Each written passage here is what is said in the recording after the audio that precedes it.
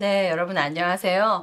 오늘 김신의 인물책에서는 바로 여러분들 이 건국 대통령으로 우리가 너무너무 사랑하는 이승만 대통령 책을 쓰신 우리 김재연 세종 미래전략 포럼 대표님 모시고 작가님이시죠. 모시고 오늘 대화를 나눠보려고 합니다. 안녕하세요. 네, 네, 안녕하십니까. 많은 책을 쓰셨고 또 사실 그 교과서에도 실린 유명한 책 16살 내 꿈이 평생을 결정한다는 네, 책도 네. 쓰셨어요. 네. 그래서 작가님이신데 이 영원한 청년 이승만 다시 이승만 대통령에 대한 많은 언급이 있고 또 이승만 대통령 기념 사업이 또 진행이 되고 기념관이 이제 건립이 되는 것 같아요.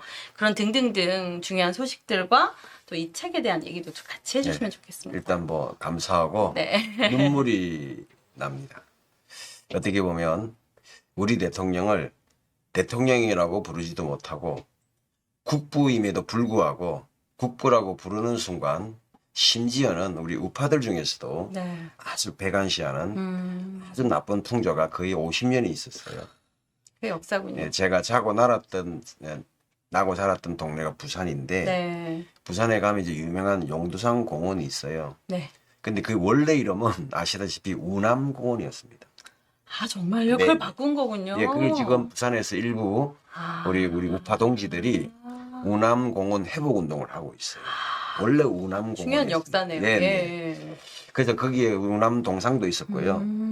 그리고 그 어떻게 보면 대한민국의 마지막 보루였잖아요. 네. 거기서 밀리면 우리는 나라가 없어지는 그런 위기 때에 거기서 이제 서쪽을 바라보면 보수동 있고 네. 서쪽 거기에 옛날 부산시 이제 법원이 있던 자리가 있어요. 그 자리에 임시 수도가 있었거든요.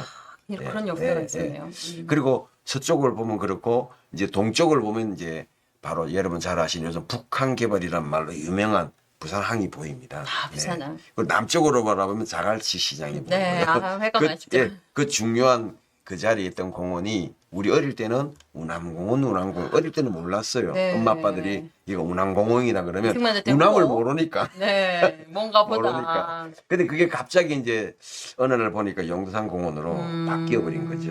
그 용두산이란 말이 용머리라는 뜻인데 안 좋은 거거든요. 네. 찾아와야 되겠네요. 네, 찾아와야 됩니다. 그렇게 어떻게 보면 깊숙이 있던 네, 곳들의 네. 역사의 흔적들을 근데 이제 제가 없애고. 역사를 이제 배우다 보니 네. 전국에서 합법적으로 그 이승만 대통령 동상을 세운 곳이 딱 한 군데밖에 없더라고요. 어디죠? 그게 바로 자유청년맹. 네. 이제 입구 주차장에 뭐 어떻게 남산 보면 가는 그 길에 있는? 작아요. 크지도 않아요. 아주 작게 네. 만들어져 있고 한때 여러분 아시는 인하대학교 안에 네. 동상이 아닌 흉상이 있었어요. 근데 그거마저도 학생들이 자파들에게 속아서 네. 철거를 해버렸어요. 그 인하대학교 역사는 아시죠? 좀 말씀 다시 예, 해주세요. 예. 인천과 또 하와이라고 예. 들었는데. 그 아시다시피 그 우리 이승만 대통령님은 인생의 거의 뭐 전부를 네. 29세에 건너가셔서 거의 70세 돼서 오셨잖아요. 네. 그러니까 거의 인생의 거의 전부를 미국에 계시면서 대부분의 활동은 시카고에서 했지만 네. 근데 그분의 본거지는 하와이였습니다. 네, 하와이의 섬이 8개예요. 네. 그 섬을 가지고 앞으로 큰 꿈을 가진 거죠. 대한민국이 팔도니까 네. 내가 이 하와이 8개의 섬을 대한민국이라 상상을 하고 여기서부터 한번 통치를 해보겠다. 그런 비전이 진짜 예. 그래서 16살 꿈을 평생 결정한다는 게 예. 그 말이군요. 예. 그래서 그 팔도 섬을 네. 전부 우리 한인 마을들이 있었는데 그 한인 마을은 고종 시기에 네. 흔히 말하는 애니갱이라고 농장 이제 공원으로 팔려가신 분들이에요. 네. 근데 그분들이 거기 가서 벌써 뿌리를 내려가지고 한인촌을 만드셨는데 아시다시피 가신 분들 대부분이 기독교인들이었어요. 네. 선교사들이 가라고 종용을 했거든요. 그래서 가셔서 그곳에서 어떻게 보면 목회도 하면서 정치를 하신 거예요. 그냥 단순히 정치 지도자로 계셨던 게 아니라 그분이 신앙. 대한민국을 떠날 때는 내가 신학을 해서 저 선교사들처럼 대한민국을 한번 신앙으로 한번 잘 해봐야 되겠다 하는 꿈을 가지고 가다가 선상에서 꿈이 바뀌어요. 뭐라고 바뀌냐면 네. 내가 목사가 되어서 돌아오면 한 마을은 잘 돕는 목회자가 되겠지만 정치를 하면 한 나라를 잘 만날 수 있겠다. 그래서 전공을 정치 외교학을 하시고 부전공을 신학을 하셨어요. 아, 완전 그 꿈이 그런 계기가 있으신가요? 그런 계기가 있었죠. 이승만 한성 대통령. 과목에 한성 과목에 이제 흔히 여러분 잘 아시는 이제 만민 공동회라는 얘기 들어보셨나요? 네. 예, 만민 공동회가 그 대한문 앞에서 영국식으로 뭐라 그러지 일종의 이제 누구나 올라와서 이렇게 연설할 수 있는 그런 게 만민공동회였어요. 네. 그래서 이 만민공동회를 접했던 이승만이 배제 학교를 다니면서 이제 성각자가 돼버린 거죠. 네. 그래서 자기도 뭔가 이 나라를 구미 열강들처럼 민주주의 국가로 만들어서 왕정제를 좀 폐지하고 민주국가를 만들어야 되겠다는 젊은 꿈이 불타오른 거죠.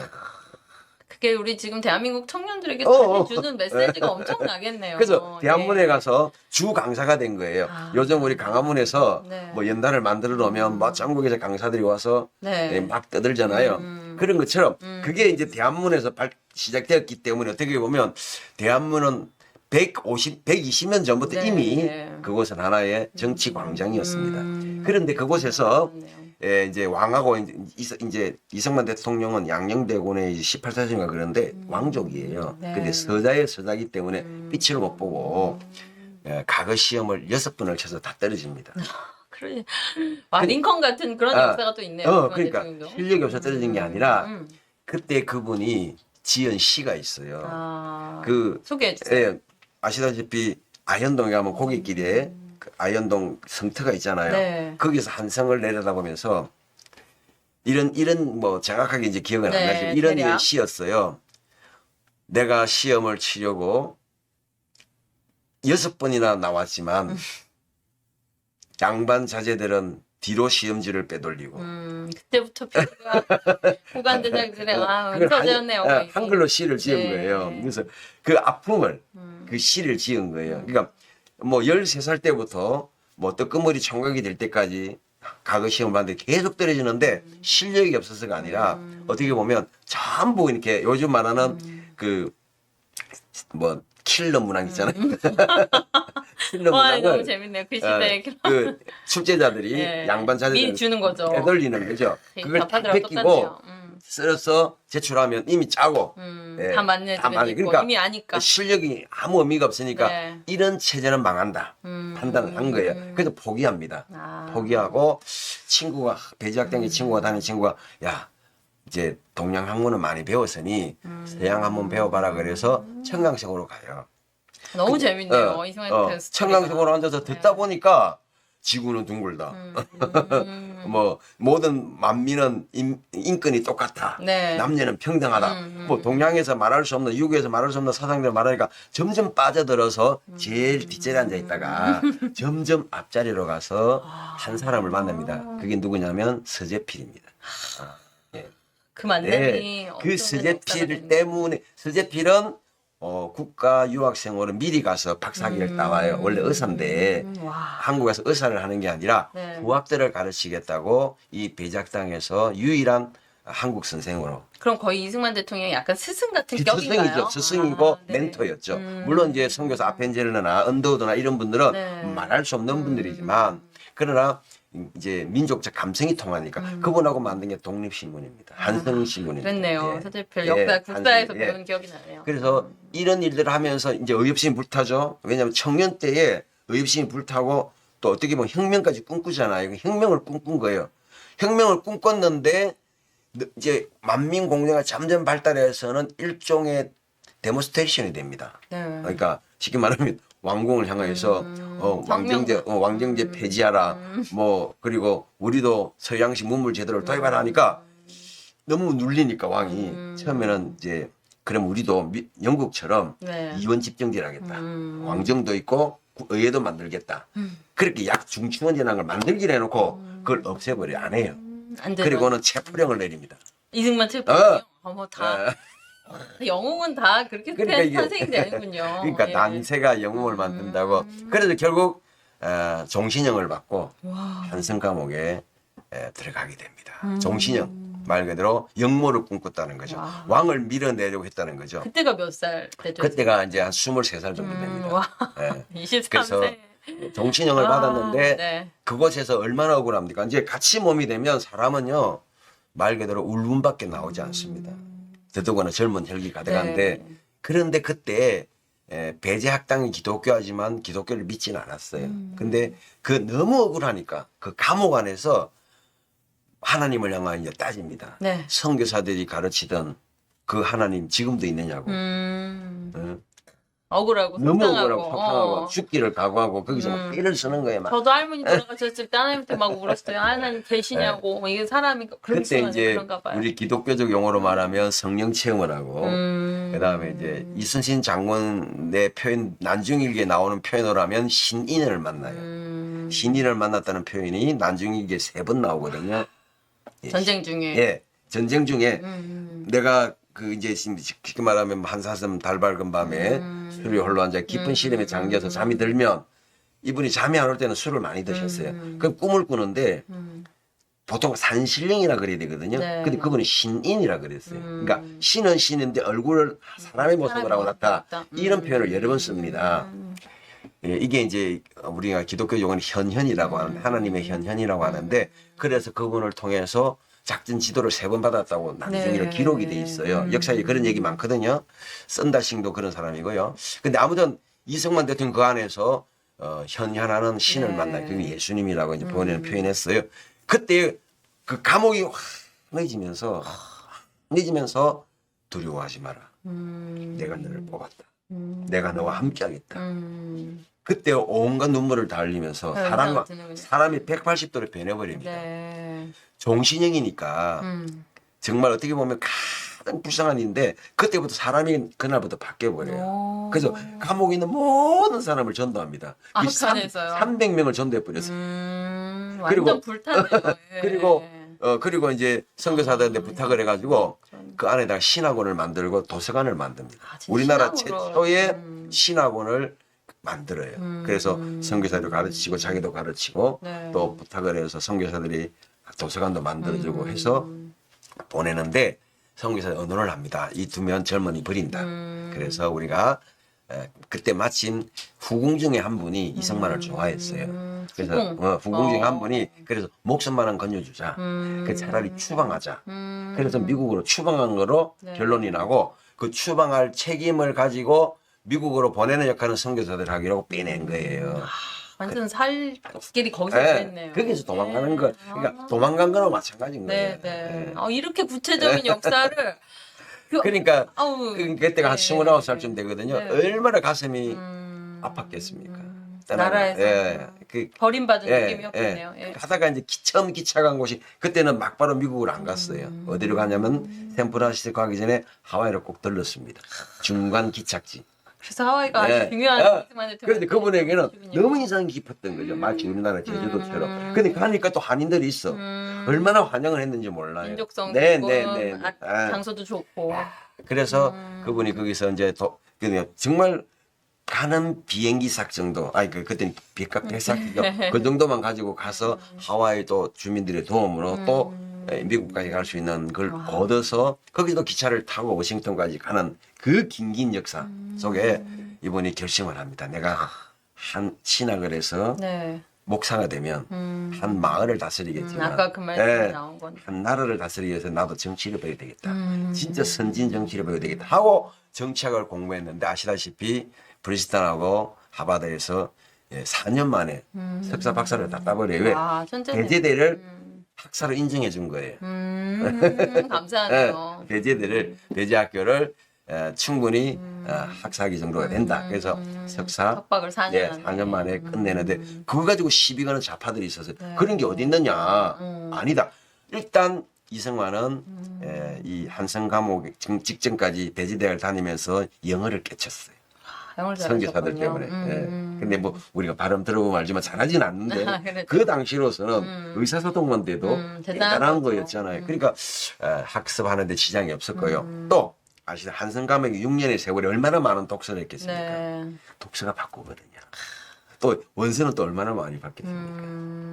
그러니까 어떻게 보면 한 인생에게 이 암흑의 시간이 반드시 필요하다. 축복이네요. 네, 그게. 축복이에요. 결과적으로 그 시간이 없었으면 대통령 건국이 안 됐을 안 됐을 수도 수도 있네요. 있죠. 그 네. 그래서 이제 우리 식민지로 공부를 그냥. 다 아픈 사연이 하나 있는데요. 뭐 오늘 얘기 다 하려면 다르지만 핵심들. 이제 우리가 많은 분들이 프란체스카 여사가 첫 부인인 줄 아는데 두 번째 부인입니다. 네. 첫 번째 부인도 궁금해요. 네, 첫 번째 부인은 흔히 말하는 그 시대는 얼굴도 안 보고 중매에서 같은. 결혼하는 그런 시대였죠. 그래서 그 밑에 아들이 하나 있었어요. 네. 아들. 원래 첫째 예, 부인이고. 예, 예. 그 아들이 있었는데 그 아들을 놔두고 갔잖아요. 그러니까 감옥에서 찍은 사진에 보면 아들하고 찍은 사진이 있습니다. 예, 그 찾아보시면 그래서 워싱턴에 정착하자마자 아들을 불렀어요. 그리고 아들을 부르고 이 아내가 이혼을 해줬어요. 어차피 당신 한국에 못 들어오니까 편하게 사시라고. 그런 아들은 당신의 씨앗이니까 데리고 사라고. 그래서 데리고 와서 하숙집에 키웠는데 1년 만에 장질부사도 죽었어. 어머. 그래서 자식이 없었던 거예요. 그 뒤로도 예. 자식이 없으시고. 그래서 아시다시피 45세 정도 될 때까지 결혼을 안 하셨죠. 그리고 이제 그때 당시에 소련이 공산화되고 네. 만국 공산당 여러 회의를 할 때 소련으로 가다가 오스트리아에서 네. 이 프란체스카를 어떻게 보면 통역사로 만나게 됩니다. 그때부터 이제 거기서도 인연이 되셨어요. 사랑이 되는데 이거 사랑은 처음일 수 있네요. 결혼은 두 번째죠. 진짜 사랑은 처음이고 뭐 나이 차이도 아직이 네. 20살 이상 나잖아요. 그럼에도 불구하고 처녀였는데 이 한국의 늙은 노총각에게 연정을 품고 결혼해줬어요. 그럼 그 대통령이 되는데 프란체스카 여사의 그런 요소가 되게 엄청나죠. 중요하네요. 엄청나죠. 어떤 왜냐하면 요소들이, 예. 보세요. 네. 일단 이제 한국인이 지금도 뭐 많이 좋아졌다고 하지만 미국 사회에서 한인들의 지위가 그렇게 높은 편은 아니에요. 그 시대는 엄청 더하죠. 차별이 있었겠네요. 근데 그죠 어때요? 여자분이 현지인이고 노랑머리니까 백인에 더더구나 타이핑을 그분이 다 해줬다 그래요. 뚝 뛰어난 예, 분이라고. 그래서 그분 때문에 어떻게 보면 외교에 있어서는 굉장한 이니시티브를 질 수가 있었죠. 예. 그럼 그래서 외교를 미국 그것만 해도 예. 어떻게 보면 영화 편이 나옵니다. 여기까지만 해도 일부가 그럼 실제로 이 책의 일부에 네, 지금 네, 네. 이게 일부의 어디까지 부분인가요? 일부의 한 권 정도 앞에 분량이죠. 네네. 두 권인데 네. 1권, 2권인데 제가 이제 이 책을 썼던 계기가 있어요. 네, 알겠습니다. 많은 분들이 이제 이승만 얘기를 하는데 저는 이제 독서로 일생을 살아온 사람이거든요. 네. 한 뭐 자랑을 사랑 삼아 2만 권 이상을 읽은 것 같아. 싸우면 네. 이만큼 되겠네요. 2만 권 이상 읽은 것 같아고 자랑하는데 그 이유는 독서는 사람에게 어떤 그 한 사람의 한 권의 책을 읽으면 한 사람의 인생을 배우는 겁니다. 네. 2만 권을 읽었다는 2만 명을 명의 만난 거죠, 깊숙이. 만난 거죠. 네. 예. 그런 차원에서 이 책을 쓸 때는 이승만 대통령의 책이 있다고 하는데 보니까 논문 또는 뭐 해고록 이 정도 수준이에요. 네. 전기. 그건 아니거든요. 그럼 젊은이들 일단 안 봐요. 재미가 없죠. 지금 전- 저도 이렇게 들으니까 너무 재밌거든요. 전공자가 아니면 필요가 없는 거죠. 근데 이게 그동안 막혔던 거예요. 어떻게 보면 우리가 아브라함 링컨 이야기하면 뭐 빌려온 책이 뭐 비에 젖었다. 이것만 가지고도 우리 교과서에 실릴 정도로 대단한 스토리인데 그런 얘기가 많음에도 불구하고 이런 얘기들이 이제 그동안 막혔는데 네. 아시다시피 2017년 이후부터 우파들이 깨어나기 시작했어요. 2017년. 예, 그때 박근혜 대통령 탄핵에 반대하는 집회를 우리가 시작한 게 3.1절이었거든요. 맞습니다. 예, 그때부터 우파들이 지금까지는 그냥 지켜보는 것으로만 정치라고 생각했는데 아니다. 좌파들이 너무 분탕을 치니까 우리도 나가야 되겠다고 나오기 시작한 거예요. 그러면서 이제 대집어 보기 시작한 거죠. 네. 그러니까 그 제일 시발점에 놀랍게도 대한민국의 국부라고 정말 전 세계 자랑이 될 만한 이승만 대통령이 있는데 이걸 젊은이들이 좀 읽히고 싶은 거예요. 그러려면 스토리텔링이 돼야 된다. 네. 소설이 돼야 된다. 네. 그것도 쉬운 소설이 돼야 된다. 네. 또 쉬우면서도 빨려 들어오려면 뭐라 하냐면 일종의 이게 추리 소설 기법을 써야 돼요. 그래서 앞에는 좀 사건도 있나요? 픽션도 좀 예, 있습니다. 예. 그때 있었섬지간 재미있게. 사건이 이승만이란 인물을 추적하게 만드는 그런 식으로 이제 꾸몄기 때문에 이걸 만들 때는 제발 좀 좋은 영화 감독을 만나가지고 영화로 좀 만들어주면 좋겠다는 꿈을 가지고 했는데 감독님을 만났어요. 네. 근데 문제는 제작비가 100에서 200이 된대요. 너무 많이 들었죠. 근데 지금 좌파들이 아마 이런 영화 만든다면 다 밀어주겠죠. 아마 그 김어준 방송에서 이런 띄워서. 얘기 다 가면 100억 금방 들어올 거예요, 펀드로. 그래서 우리 멸콩 TV가 사명감을 네. 좀 가지고 영화도 저희 이제 사실 태원 뭐 저기 엔터테인먼트 회장님도 우리 네. 완전 네. 우파시고요. 그런 이제 얼마 전에 전화가 오셨어요. 근데 죽기 전에 영화사를 해서 부활을 시키고 죽어야겠다 이런 얘기를 하셨습니다. 그러니까 이제 태원 영화사 유명하잖아요. 네, 유명합니다. 예. 그러니까 어떤 때가 되면 저는 이렇게 서든 어택이라 그러잖아요. 그러니까 이게 문학에도 급습할 때가 온다 이런 생각을 하고요. 그러나 우리는 지금 우리 대표님만 해도 작가로서 이 책을 써놓으셨잖아요. 네. 이걸 할 일을 다 하신 겁니다. 네. 그리고 저희는 방송은 또 방송으로 알릴 네. 일들 또 플랫폼이 되겠다고 저는 다짐을 네. 했고요. 그런 분들하고 때가 되면 만나지는 네. 거고 또 저희 이제 뮤지컬 또 이승만 뮤지컬은 지금 진행하고 있는 분들이 계세요. 거기에도 이제 같이 소스가 돼서 협업을 해서 뮤지컬부터 또 하고 이거 뮤지컬도 가능해요. 네, 가능합니다. 예, 예. 그리고 우리 멸콩TV에서도 오디오 드라마라고 요즘에 네. 젊은 친구들이 목소리만으로 이렇게 듣는 거. 그쵸. 예전에 사실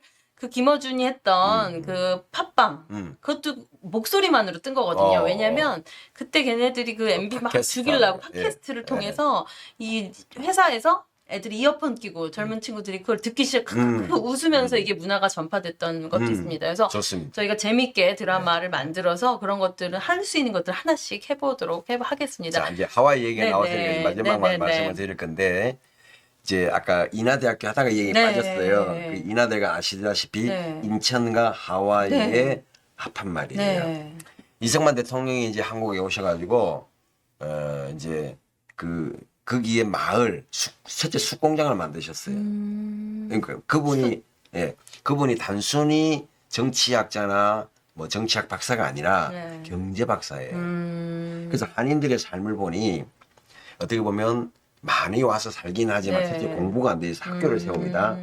학교를 3개를 세워요. 교육 수준을 예, 높이시고 그리고 특히 여자들을 위한 학교를 세웁니다. 아, 예. 여대가 예, 있는 예. 그리고 세 번째가 뭐냐면 이 학교를 키우기 위해서는 유경 사업을 위해서 하와이에 그 나무가 많잖아요. 네. 야자나무는 빨리 자랍니다. 근데 그걸 가지고 밥을 해 먹더래요. 그래서 그 숯공장 우리가 세우자. 네. 그래서 미국에 있는 사업가들한테 부탁을 해서 숯공장을 세웁니다. 엄청나게 이제 영향이 커져요. 그 돈을 가지고 어디로 보내냐? 상해로 보냅니다. 그리고 이제 땅을 사고 농장을 만듭니다. 네. 자산이 생기죠. 완전 사업. 예, 사업가였어요. 사업가네요. 예, 교인도 거의 2,000명이 가까웠어요. 성도들도. 그래서 그 모든 분들이 일사불란하게 이분 중심으로 모이고 재산도 엄청나게 축적이 됩니다. 네. 예, 하와이에. 그래서 지금도 하와이에 사는 1세대 분들 중에 못 사는 분이 없대요. 네. 뭐 후손들은 말할 것도 없고. 그래서 하와이에서 우리 한인들의 지위는 상당히 높은 편입니다. 네. 예. 그런데 이제 귀국하시잖아요. 대통령이 되셨잖아요. 네. 이제 48년도에.